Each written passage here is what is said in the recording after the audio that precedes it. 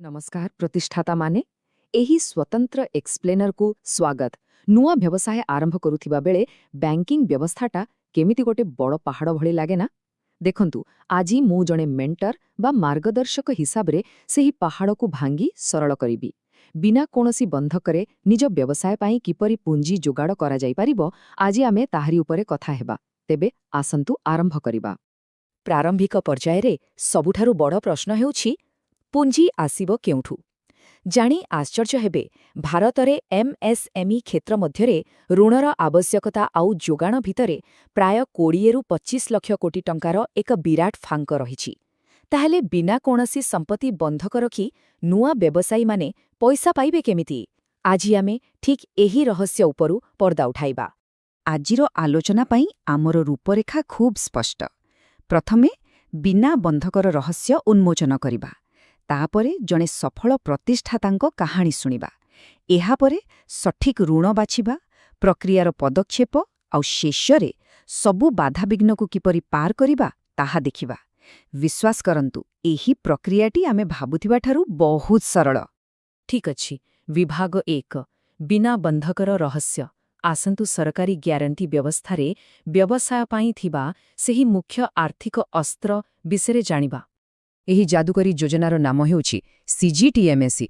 साधारणतः लोके भाबंती एहा गोटे ऋण, किंतु आदौ नुहे। प्रकृतरे एहा बैंक मानंग पाई एक सुरक्षा कवच। कथाटा कौन कि जेतेबेले कोनोसी बैंक जणे उद्योगींकु ऋण दिए, सरकारंकर एही ट्रस्ट सेही ऋणर 75 रु 85% पर्यंत ग्यारंटी निज मुंडकु नहीं थाए। अर्थात बैंक रिस्क एकदम कम। फलरे ऋण नेउथिबा व्यक्तिंकु कोनोसी जमी जमा बा पारंपरिक बंधक देबाकू पड़े नाही। आउ सबुठो बड़ खबर हेउछि एबे एही सीमा बढ़ी जाई 5 कोटी टंका छुईलाणी। विभाग 2 जणे प्रतिष्ठातांकर सफलता कहानी। खाली नियम सुनिले हबनी, आसंतु वास्तवरे महेश पटेल को उदाहरणरू देखिबा जे सुरटर एक गार्मेंट्स व्यवसाय एही ढांचा व्यवहार करी केमिति गोटे बड़ रप्तानी ऑर्डर पाई पांठी जुगाड़ कले। देखंतु एही टाइमलाइन को महेश प्रथम दिन रे पीएसबी 59 पोर्टल रे आवेदन कली। मात्र 8टी कार्य दिवस परे माने नवम दिन रे तांको हातरे एसबीआई रो मंजूरी पत्र थिला। आउ 13तम दिन बेलकु पैसा सीधा अकाउंट रे। हाँ आज्ञा, सरकारी पांठी भी बेले बेले बुलेट ट्रेन बेगरे चली पारे, एहा तार सीधा प्रमाण। वर्तमान एही संख्या उपरे टिके नजर पकांतु। पूरा 35 लक्ष टंका। भाबंतु तो बिना कोनसी बंधकरे एते बड़ कार्यकारी पुंजी बा वर्किंग कैपिटल मात्र 2 सप्ताहरु कम समय भितरे मिलगला। नुआ व्यवसाय पाई एहा कोनसी चमत्कार ठारु कम नुहे की। आउ एही विषय रे सबुठारु जबरदस्त कथा हेउछि महेशकर निज अनुभव। से कहउछंती जदि से कोनसी एनबीबीएससी बा घरोई संस्थारु एही ऋण आनी थांते तेबे तांकु 36 मासो भितरे अतिरिक्त 2.9 लक्ष टंका खाली सुधा आकारे घणिबाकू पड़ी थांता। ता सहित तांको कारखाना उपरे भी बंधक चार्ज लागि थांता। ठीक बाटरे जीवा द्वारा से संपत्ति भी बंचाइले आउ लक्षाधिक टंका भी। विभाग 3 सठिक ऋण बाछिबा। सबु चाबिरे गोटिए तला खोले नाही। ठीक सेमिति निज व्यवसायर बयस आउ ढांचा अनुଯାयी केउ कबाट खटखटाइबा दरकार आसंतु जानिबा। देखंतु एही तुलनात्मक तालिकाकू। जदि व्यवसाय पूरापूरी नुआ आउ 10 लक्ष टंकारु कम दरकार तेबे आखि बंद करी मुद्रा ऋण पाखकू जांतु। किंतु जदि आवश्यकता बड़ माने 5 कोटी पर्यंत आउ व्यवसायर किछि पुरुणा अनुभूति अछि तेबे पीएसबी लोन इन 59 मिनिट्स हेउछि सबुठु द्रुत रास्ता। सेहीपरि जदि प्रतिष्ठाता जणे महिला किंबा एससी बा एसटी वर्गरु आसुछंती तेबे 10 लक्षरु 1 कोटी पर्यंत स्टैंड अप इंडिया योजना सेमानंको पई स्वतंत्र भावे उद्दिष्ट। एही स्पष्टता थिले रिजेक्शन हेबार प्रश्न ही उठुनी। विभाग 4 पर्यायक्रमिक प्रक्रिया। एबे आसंतु कामर कथाकू।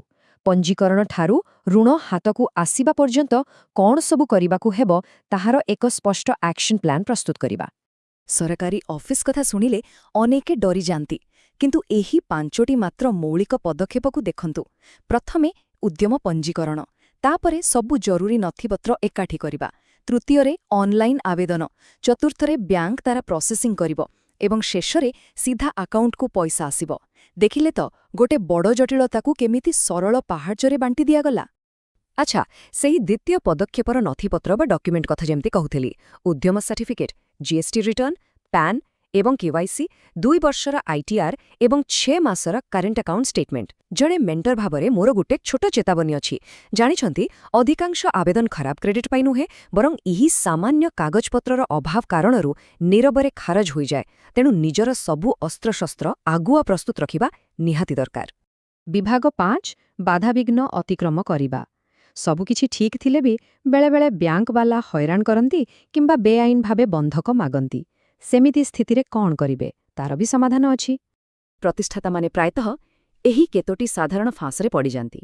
ଯେମିତିକି ମିଆଦ ପୂରିଯାଇଥିବା ଉଦ୍ୟମ ରେଜିଷ୍ଟ୍ରେସନ, ପ୍ରମୋଟରଙ୍କ ସିବିଲ୍ ସ୍କୋର 700ରୁ କମ୍ ରହିବା, ଠିକଣା ମେଳ ନ ଖାଇବା କିମ୍ବା ସିଜିଟିଏମ୍ଏସି ନିୟମ ଥାଇ ମଧ୍ୟ ବ୍ୟାଙ୍କ କର୍ମଚାରୀ ଜିଦ୍ ଧରି ବନ୍ଧକ ମାଗିବା। ଏହି ସବୁ ବିଷୟରେ ପୂର୍ବରୁ ସତର୍କ ରହିଲେ କେହି ବି ଆମର ଆବେଦନକୁ ଅଟକାଇ ପାରିବେ ନାହିଁ।